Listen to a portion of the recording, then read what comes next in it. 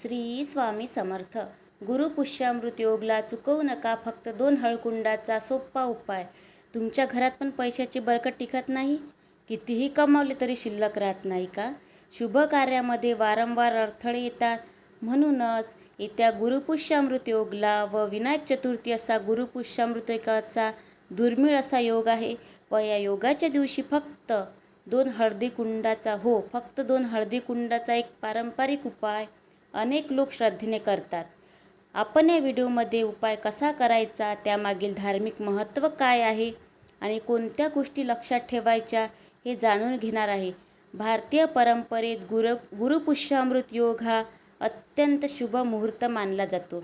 या दिवशी अनेक लोक पूजा, दान, नवीन कामाची सुरुवात आणि काही विशेष धार्मिक सेवा, उपाय केले जातात.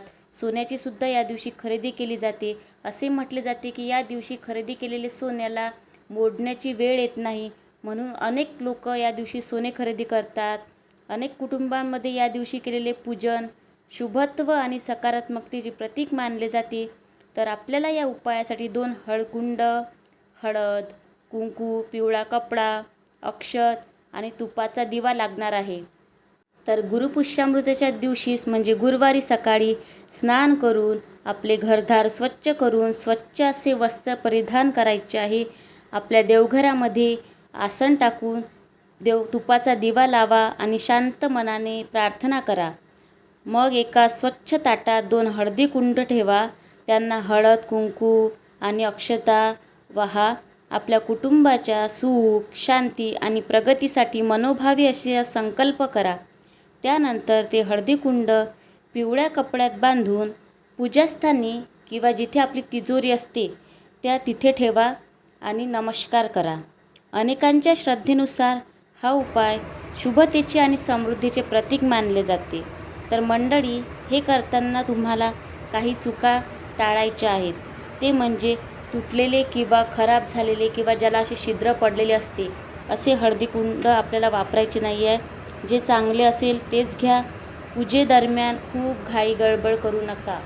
खूप घाईघाईने पूजा करून असे करू नका. शांततेने हा उपाय करा आणि हा उपाय करताना स्वच्छता आणि श्रद्धा जपा. केवळ उपायांवर अवलंबून न राहता तुम्हाला परिश्रमसुद्धा करायचे आहे. नाहीतर केवळ उपाय केले म्हणूनच जमले असं काही नाही. त्याचबरोबर नियोजन आणि जबाबदार आर्थिक निर्णय यांनाही महत्त्व द्या.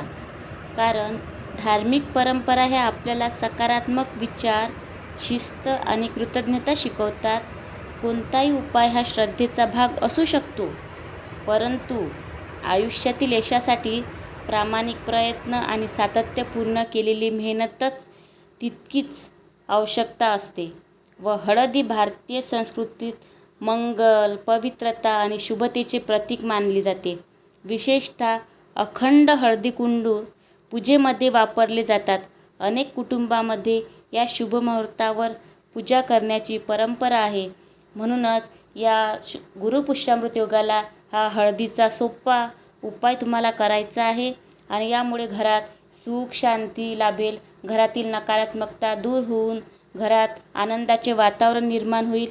जर तुम्हीही गुरुपुष्यामृत योगाला हा पारंपरिक उपाय जर करत असाल तर तो श्रद्धेने आणि चांगल्या भावनेने करा. हा व्हिडिओ उपयुक्त वाटला असेल तुम्हाला तर लाईक करा, आपल्या मित्र परिवारासोबत शेअर करा आणि अशाच पारंपरिक आणि माहितीपूर्ण व्हिडिओसाठी चॅनलला सबस्क्राईब नक्की करा. भेटूया अशाच माहितीपूर्ण पुढच्या व्हिडिओमध्ये. धन्यवाद.